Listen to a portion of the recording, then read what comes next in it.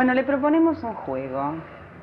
Estamos en semana electoral, así que todo es posible. Y a usted lo nombran ministro de Educación. ¿Cuál sería su primer medida de gobierno? Renunciar. Bueno, habría tantas, igualmente. Pero tiene que elaborar la primera resolución ministerial. ¿Cuál sería? Bueno, una de que hay que modificar todos los planes de estudio de la escuela primaria, secundaria y universitaria.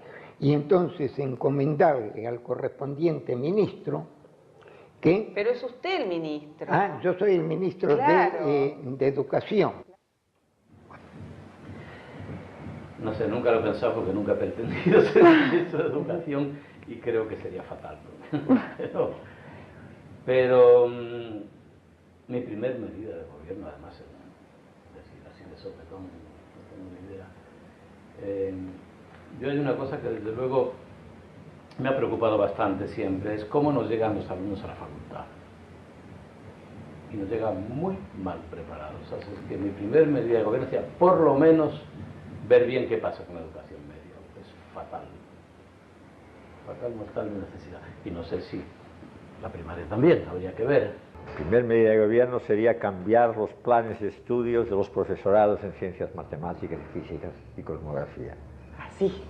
Y con ello los programas también de enseñanza media. O sea, cambiar la enseñanza media. Ese problema de educación, sacarlo de los marcos estrictamente docentes y alumnos y eso, y plantearlo ante la sociedad. ¿Se anima a inventar el texto de su primer resolución? Sí, como no, se convoca una asamblea de tipo popular mediante delegados para conversar, para que ellos se hagan la agenda, no una agenda impuesta. Bueno, nombro una comisión para que estudie el funcionamiento de la educación media y que me asesoren, porque la educación media no sé demasiado. Empezaría por ahí, indudablemente, formar comisiones de estudio a todos los niveles para reelaborar y reformar por lo menos la educación media. Es posible que me metieran otras cosas, no sé, no tengo ni idea. La educación universitaria mantengo totalmente la autonomía universitaria y creo que no me metería, en todo caso charlaría con los representantes de la universidad, pero son las universidades deciden, eso lo mantengo a muestra. La universidad no me preocupa tanto, porque ya, sí, está bien, ya todo el mundo es grande.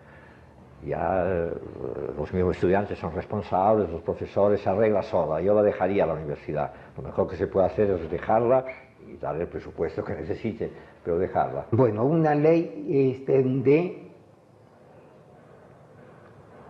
enseñanza secundaria, porque la primaria más o menos marcha, hay que enseñarles a los estudiantes el ABC, etcétera. Bueno, y cuando tienen suerte de tener una buena maestra, un buen maestro, aprenden. Pero secundaria es un desastre, es una acumulación de materias y más materias. ¿Le gustaría ser ministro? No, no me gustaría porque lo haría mal y seguramente me echarían a los 8 días. Cuanto mayor cursos hay en la enseñanza secundaria, tanto peor es la enseñanza. No se puede acumular tanto en el cerebro. Hay que tomar pocas cosas, pero enseñarlas bien. Disciplinar al cerebro a razonar, si es posible a crear algo, a agregar algo nuevo, etc. Pero para eso hay que dar tiempo y dejar que los conocimientos puedan cimentarse. Pero con la enseñanza actual, que tienen que devorar un montón de apuntes de temas completamente diferentes unos de otros para memorizarlo y hacer un esfuerzo para poder decir, no se pueden dar el lujo de decir lo que digo lo comprendo. Y entonces la primera medida sería eso, enseñar solamente aquello que se puede comprender y con el mejor método de enseñanza. La formación total del ser humano. Formar ciudadanos conscientes con una escala de valores que no debe ser impuesta, reconocida libremente, que orienta, digamos, nuestro comportamiento, contrarrestar una publicidad despiadada que solamente incita al consumo y quizás en última instancia es también la culpable de la corrupción que hay, como si acumular dinero, riqueza será lo único que interesa en la vida, y así que yo empezaría por ahí. ¿Y usted, doctor? Si le dan Piolín, ¿cuál sería su primer medida?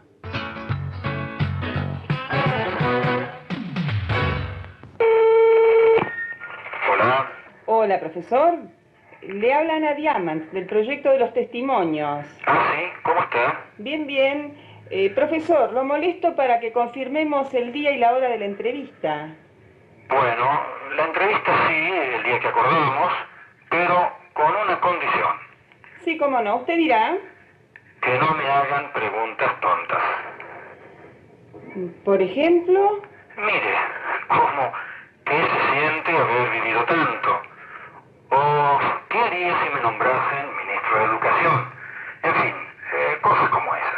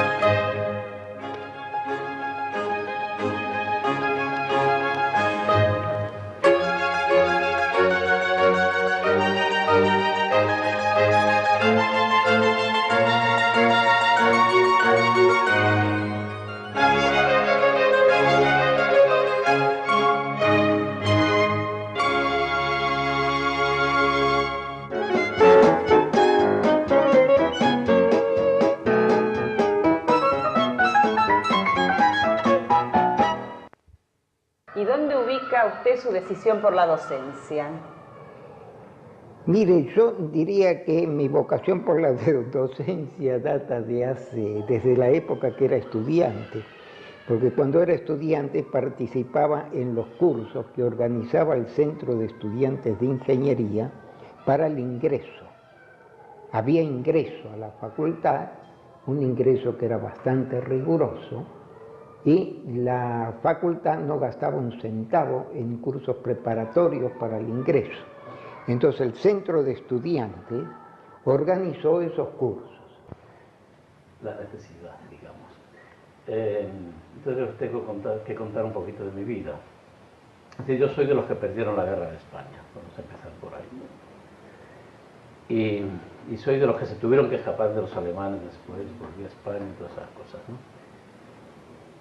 Y en España, bueno, me tuve que ganar la vida al mismo tiempo que fui estudiante de Derecho en aquel tiempo. Yo también tengo 2 carreras, aún Derecho no lo terminé. Y para ganarme la vida entré como celador en mi colegio. Bueno, prefiero contarle 2 historias de yo docente. Bueno. La primera clase, yo era profesor de pediatría, es explicarle a los estudiantes qué es un chico. Imposible, ¿no? Entonces me se me ocurrió una idea genial, pararme en el escritorio, seguir la clase parado. Entonces, tipo miraban así. Y digo, los chicos siempre miran así a los grandes. ¿Ellos son chicos? No, debe haber sido realmente, en mi dorada juventud pensaba ser o pianista, director de orquesta, me dirigí un poco a la composición, pero estaba todavía en la universidad cuando ya enseñaba a estudiantes más jóvenes la materia. Entonces me di cuenta finalmente, no, eso es simplemente una vocación a mi manera de transmitir lo que considero valioso, lo que considero lo que enriqueció mi vida. De herencia, digamos. Mi padre era maestro de escuela primaria. Y en general mis hermanas eran maestras. Yo tenía unos tíos también, o sea, era una familia bastante educadores. Es esa época en que, bueno, dentro de una carrera mediana que se podía hacer en la misma ciudad en que vivíamos, porque yo estaba en una ciudad, había nacido Gerona, donde había hasta la segunda enseñanza y el magisterio. Y después en la cárcel misma también di clases a otros presos. de francés más bien, que es un poco lo que ha sido mi caballito de batalla a lo largo de mi docencia. Y luego esa experiencia siguió, no ya cuando me escapé de la cárcel en Francia, sino en Inglaterra, donde fui a vivir después, vivía yo, no sé, allí me casé con Isabel. Y algunas clases en el Liceo Francés de Londres, donde fui celador, pero al mismo tiempo daba algunas clases de castellano y de básquetbol.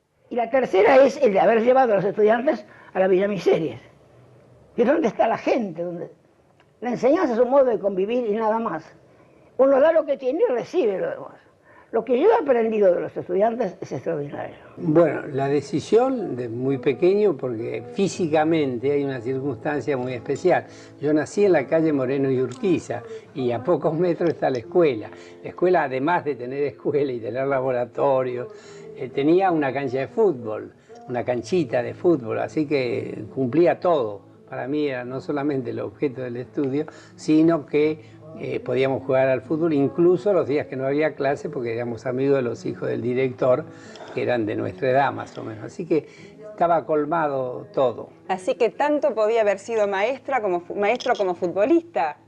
Ah, no sé, no, porque no me daba el cuero, como me di cuenta muy rápidamente. Yo creo que una de las cosas buenas es poder saber para qué cosa tiene, digamos, aptitudes y tratar de desarrollarlas al máximo, y que una elección equivocada puede ser muy grave. Si hoy tuviera que hacer una definición de docente, ¿cómo definiría un docente? Bueno, no sé, es una pregunta no tan fácil, pero yo diría esto: una persona que sobre la base de un profundo conocimiento de su materia tiene el absolutamente irrefrenable deseo de transmitir sus experiencias a otros, como en cierto sentido un acto de amor. Diga, hola, hola, doctor. Hola, hola. ¿Se acuerda de enunciar algún teorema? Sí, como era el de Pitágoras. A ver. Que en un triángulo rectángulo el cuadrado construido sobre la hipotenusa es equivalente a la suma de los cuadrados construidos sobre los catetos. Puede ser que esté hablando demasiado despacio, puedo hablar más fuerte, más elevado. No, no hace falta, ¿no? Nosotros estamos casi convencidos de que la forma en la que uno enseña y la forma en la que uno trabaja es una especie de compendio de historia de vida. ¿Usted puede pensar o contarnos cuáles fueron los hechos sociales o políticos, históricos, que signaron su vida personal y que han tenido alguna resonancia en su actuación docente? Algo nos adelantó, pero... Bueno, de manera directa, claro, casi me veo inducido por ustedes a contestar de esta manera, ¿no? Pero creo que lo más significativo de mi vida es la Guerra de España, sin vueltas, y casi como colofón, no como prólogo de lo siguiente, como lo suelen ver otros, es la Guerra Mundial. Mira, ahí, en esa época, que es toda mi adolescencia y todo el principio de mi juventud, es donde yo me formo de alguna manera después de la formación casera y hogareña y todo lo demás, ¿no? Donde ya había también, mi padre era un hombre que estaba muy dedicado a la política, entonces la cosa ya venía de lejos, pero de una manera universal, española y universal del todo. Después hay esos dos enormes hechos históricos, que son esas dos guerras que desde luego me marcaron. Cuando empezó la Guerra de España yo tenía 14 años. Cuando yo llegué a Francia por segunda vez, cuando me escapé de la cárcel, yo tenía 26 años. Es decir, de los 14 a los 26 yo no paré. No sé si en la carrera profesional, pero en la vida es natural. Para mí el shock grande fue la Guerra Civil Española. Cuéntenos un poco de eso. Bueno, yo terminé la licenciatura, era profesor de enseñanza media en un instituto de Madrid y al mismo tiempo obtuve del Consejo de Investigaciones Científicas de aquella época de España, que llamaban Junta para Ampliación de Estudios, una beca para estudiar en Alemania. Entonces me fui un año a Alemania. Y a la vuelta de Alemania, cuando ya estaba preparándome para concursos en la universidad, porque ya había estudiado más seguía manteniendo el cargo de profesor de enseñanza media, pero ya aspiraba a una universidad, aunque fuera de provincias, porque en Madrid era muy difícil. Viene la guerra civil y entonces cambió radicalmente la vida. Y fui al Uruguay cuando había una atmósfera desde el punto de vista político irrespirable en la Argentina, y tuve que huir porque me buscaba la policía. Eso, bueno, no quiero demasiado entrar en detalles personales, pero por ejemplo, yo hice primero, estudié piano y toda parte de composición, y ante la autoridad máxima alemana, la Escuela Superior de Música de Berlín, rendí exámenes como músico práctico y empecé a enseñar. Así el seminario de educación musical empecé a enseñar. Pero por razones desde ya también raciales no hubieran nunca podido con los nazis entrar en la llamada Cámara de Música del Reich. Así que mi actividad profesional hubiera sido sumamente limitada. Pero en cambio, en el centro de estudiantes convocaba asambleas para discutir los distintos temas, en particular la memoria del presidente del año anterior, que había sido muy tumultuoso, y entonces oía a Félix Chernusky, que es un hombre eminente realmente, Augusto José Durelli. Chernusky era socialista, Durelli era católico democrático, Dorfman era de tendencia comunista, Peña Guzmán después fue diputado frondicista, pero lo que me más impresionaba era lo bien que hablaban, porque cada uno me iba convenciendo con sus argumentos. Después conocí también de aquella época muy antiguo el que estaba en la lista de usted, Chernusky, que es un físico que en aquella época era muy joven, temperamento. ¿Usted todavía no lo han entrevistado? Sí, ya lo entrevisté. Ah, ya lo entrevistaron. Es un apasionado en todos sentidos, y en la época de joven todavía más, era un hombre de pasión. Bueno, y no culpo al gobierno porque yo lo atacaba al máximo de mis posibilidades, ¿no? Así que obviamente el principio de acción y reacción también se cumple no solamente en física, sino en las relaciones humanas. Así que ahora que recuerdo, como es una cosa del pasado, que no podía esperar otro trato del entonces gobierno argentino, ¿no? Y fue por eso que... ¿En qué año? ¿De qué año está hablando? Y mire, estoy hablando desde que empezó el gobierno de Perón. Era sábado. Entonces fuimos a ver al secretario a preguntarle si teníamos que ir el domingo. El secretario nos contestó: los niños también están enfermos los domingos. Fue muy impresionante para mí. A mí no se me ha ocurrido que bueno, entonces no había nadie, ni médico interno, ni jefe de sala. Entonces empezamos a vagar por el hospital, delantal en mano. Y yo entré en una sala, póngase bien en la idea, donde había 15 chicos de este lado y 15 de este lado. Y en el fondo una enfermera dándole de mamar a un chico, la mamadera. Había dispositivos de alambre donde estaba la mamadera y el chico con la boca tratando de embocar la mamadera. ¿En qué año era eso? 22. Fue decisivo en mi vida, totalmente decisivo. Todavía se me critica a mí haber conseguido que las mujeres entraran en el Colegio Nacional de Buenos Aires y en el Carlos Pellegrini. Todavía tengo compañeros que me dicen: vos que introdujiste a las muchachas en el colegio. Porque los colegios de la universidad eran monosexuales. Absurdo, ¿no? Pero absurdo. Y hay una cosa divertida que la puedes poner en el reportaje. El Carlos Pellegrini tiene dos estatuas, que son dos señoras con magníficos senos.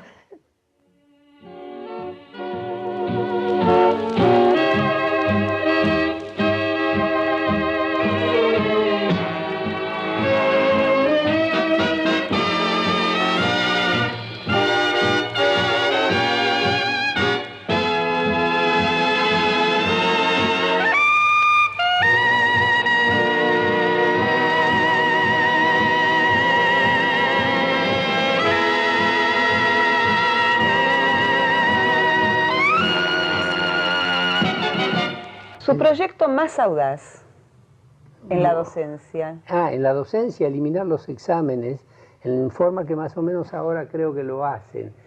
Yo veía que el examen era muy traumático.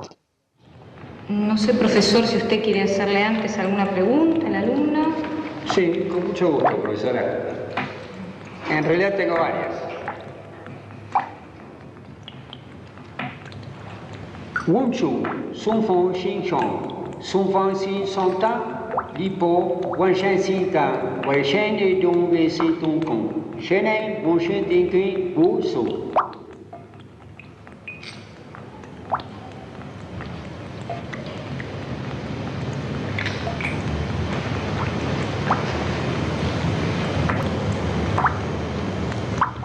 ¿Entendió la pregunta? ¿Me podría repetir, profesor? Era muy difícil saber si una persona sabía o no. El que sabía bien y se dominaba, no había ninguna duda. Pero sobre todo entre las chicas era frecuente decir, yo lo sabía pero no me acuerdo. Yo le pregunté, me acuerdo a una chica, ¿cómo se llama usted? Bueno, supongamos, Juana Rodríguez, ¿ves? Eso lo sabe y no se equivoca. ¿Dónde vive? Y sabía dónde vivía. Parece que cuando uno sabe bien una cosa, no se olvida tan fácil. Deje la corbata tranquila y conteste. Por ejemplo, yo suprimí el examen. El examen es una lucha. Yo te reviento y yo no me dejo reventar. Es una lucha personal.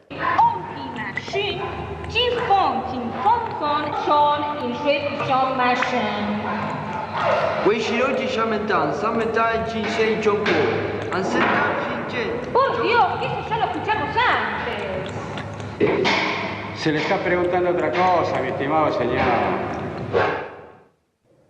Entonces yo simplemente nos reunía por comisiones y charlábamos media hora. Y uno percibe, ¿no es cierto? Pero tenía el informe de cada cosa. Entonces, bueno, ¿qué nota quiere usted? Y bueno, yo quiero 8. No le puedo poner más de 6. ¿Por qué? Porque usted siempre llega a media hora de empezar la clase. Aquí está el informe de la jefa de enfermeras. Y además usted un día estaba tocando a las enfermeras.